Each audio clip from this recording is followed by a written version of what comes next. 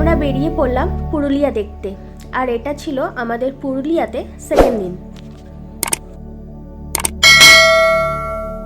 Day 2 আমরা সকালবেলা বেরিয়ে পড়েছি। ফার্স্টেই এসছি লাহুরিয়া শিব মন্দিরে।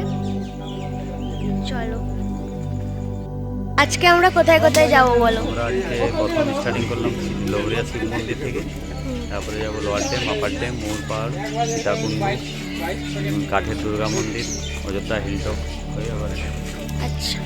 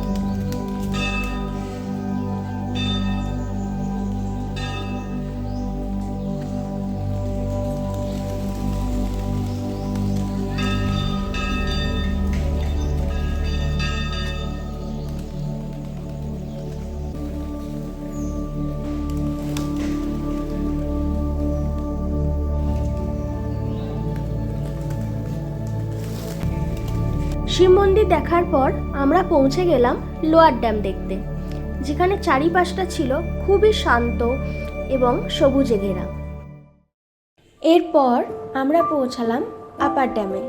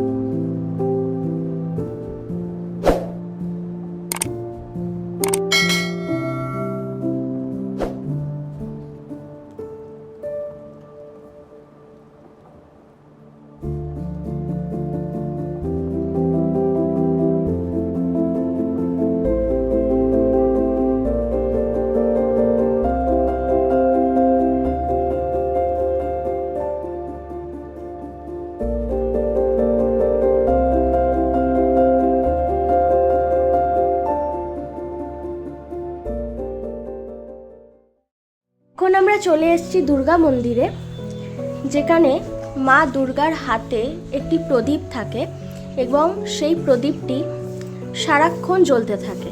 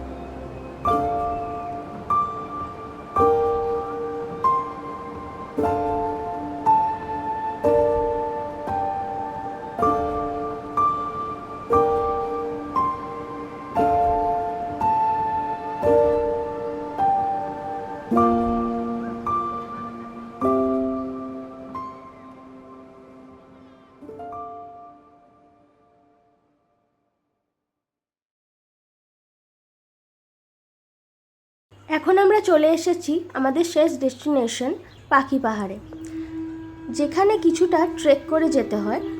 জঙ্গলের মধ্যে দিয়ে যাওয়ার সময় আমাদের চোখে পড়ল বিশাল বড় বড় পাথর এবং পাথরগুলির ওপর পাখিদের আকৃতি বানানো দৃশ্যগুলি।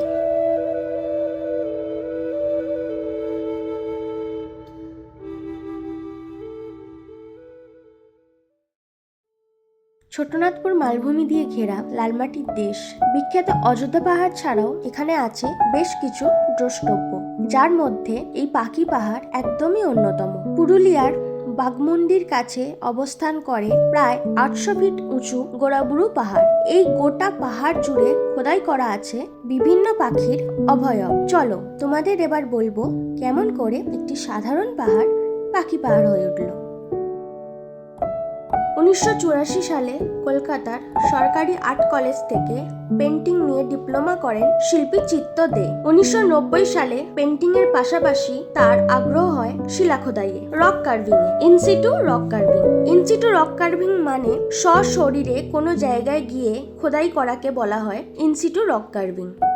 অনেক জায়গায় ঘোরার পর তিনি এই পুরুলিয়ার গোড়াবুড়ু পাহাড়কে বেছে নেন। প্রথমে সরকারের কাছে অনুমতি নিতে গেলে তার কথা হেসে উড়িয়ে দেওয়া হয়। তারপর 1995 সালে তিনি একাই কাজ শুরু করে দেন। প্রথম অনুদান হিসেবে তিনি পেয়েছিলেন 1 কোটি টাকা।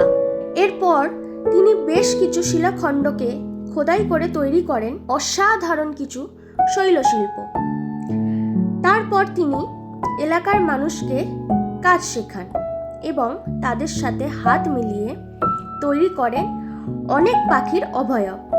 এর মধ্যে সবথেকে বেশি দৃষ্টি আকর্ষণ করে এই পাহাড়ে খোদাই করা সারি সারি পাখির অভয়ব, যেটা দূর থেকে এক অদ্ভুত দৃষ্টি আকর্ষণ করে। এইভাবেই গোড়াবুড়ু পাহাড় পাখি পাহাড় নামে পরিচিত হয়। আমার এই পুরুলিয়া ট্রিপের সেকেন্ড অ্যান্ড ফাইনাল এপিসোড কেমন লাগলো কমেন্ট করে জানিও কিন্তু। দেখতে থাকো sparkle and stories. Do like, share and subscribe.